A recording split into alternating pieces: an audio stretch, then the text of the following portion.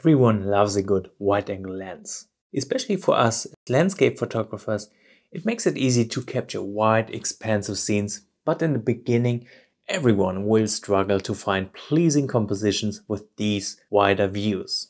So let me give you a few tips on how to get those beautiful wide-angle landscape shots. And as always, be sure to check the chapters of the video for a quick navigation. Let's start with the most important question. What is the best focal length? There isn't one magic focal length that can be used in every scenario.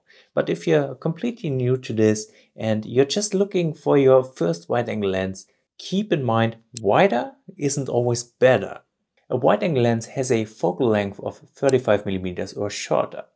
Personally, I rarely use 35mm because the field of view is too narrow for most of the wider scenes I like to shoot.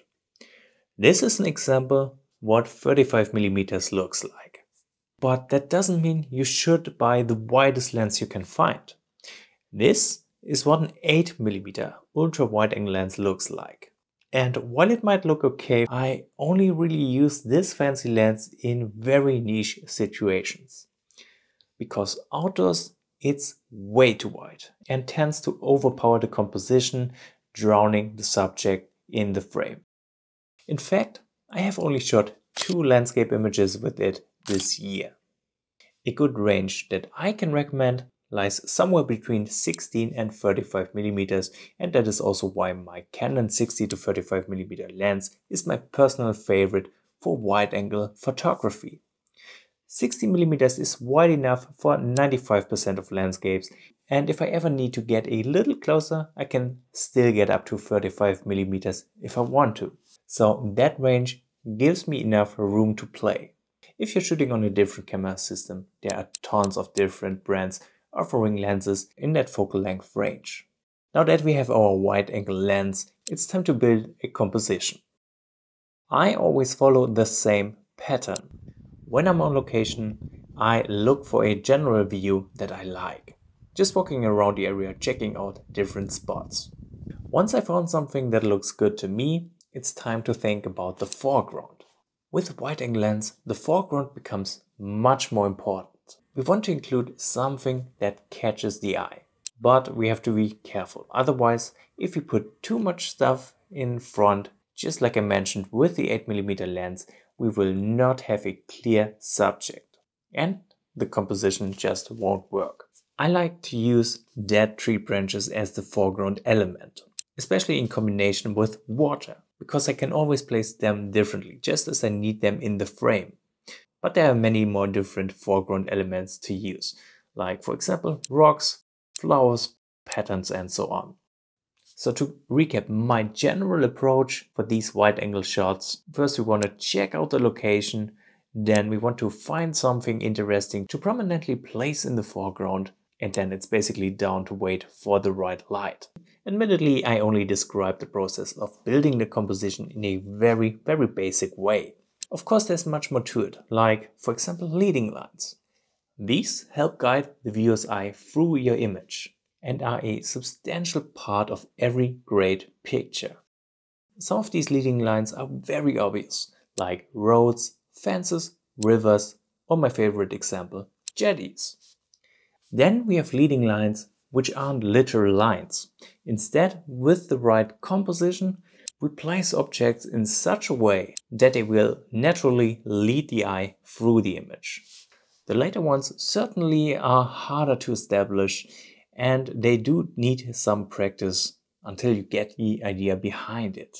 Nonetheless, it's an important skill to learn, and it will make your shots that much better. To give you an example with the dead tree branch from the previous chapter, we can neatly place it in a way to point towards the center of the frame, and thus we just guide the eye through the image. One characteristic of these wide-angle lenses is they can distort objects and lines. They can, for example, make distant things like mountains look smaller when these mountains go right through the center of the frame. But we can also use that distortion to our advantage to make things appear to be slightly bigger than they truly are. Placing subjects closer to the bottom of the frame helps to exaggerate its scale and create a more dynamic perspective. This helps prevent the scene from feeling flat, and it adds more impact to the image. Keep in mind, doing this at some point you will run into issues with the scene in the back being sharp, while the subject in the foreground is out of focus because it's just too close to the camera. You can fix this with a smaller aperture, so somewhere between f16 and f22. Or if you want to get the best possible, sharpest results, you want to use focus stacking, shooting multiple images with different focus points, and later combine them in Photoshop. For this, you will need a tripod to get the exact same shot every time. Another trick with which we can make the foreground appear more prominent is by shooting from a lower angle. This is effective for showing textures, like for example grass, stones or sand. But I also often use the lower angle when placing dead leaves in the foreground, or when including smaller tree branches to make them appear to be bigger. But keep in mind, the low angle is not always needed. In fact, it can be harmful to your composition. Let's say you're including reflections. When shooting bodies of water, going lower might destroy the visible reflection, as there will be less landscape reflecting in the water. So you want the camera to be a little higher in that scenario. If you're not sure when to go low or stay a little higher up, what I'm doing is to take multiple different shots from different positions, just to be safe. Besides that, just looking around through the camera's viewfinder from different angles will already help a lot deciding on a good composition. What also greatly helps to improve your photography game, not only when it comes down to wide-angle landscape shots, but in general, is Skillshare, the sponsor of this video.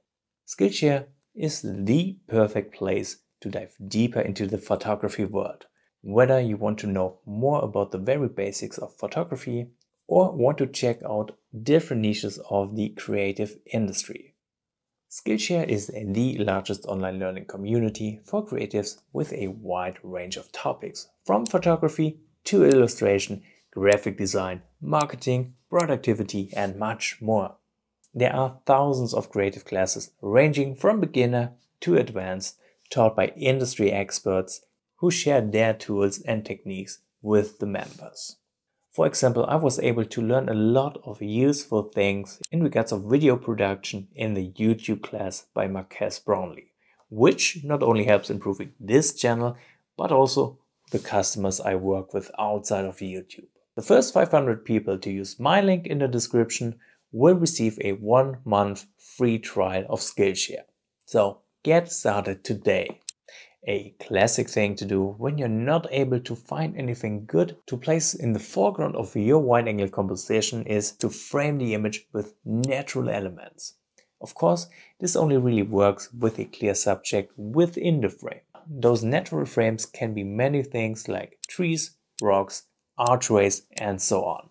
One of the easiest ways of finding these frames is by looking for openings in foliage. Naturally, you will find a lot of these holes if you look for them.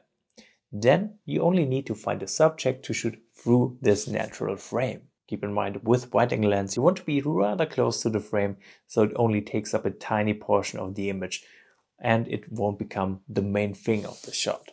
But of course you can always crop the image later in Photoshop. Sometimes shooting landscapes with a wide-angle lens can make them look less impactful and big. A great way to bring back that impact is to show the viewer a sense of scale. We can achieve that by including something in the shot which we roughly know its size.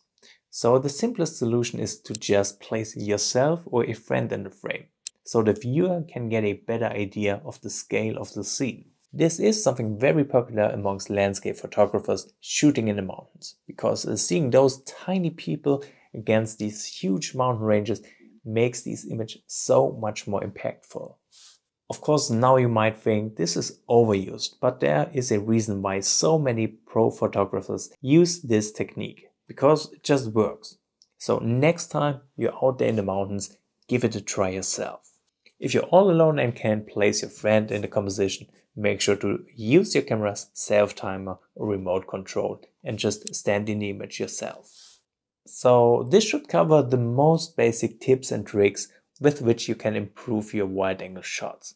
Of course, there are many more, so if you want to share your tips and tricks, of course, as always, make sure to write it in the comments of this video. And also, if you have any questions left, feel free to write a comment as well. So I hope this video was interesting, and thank you very much for watching.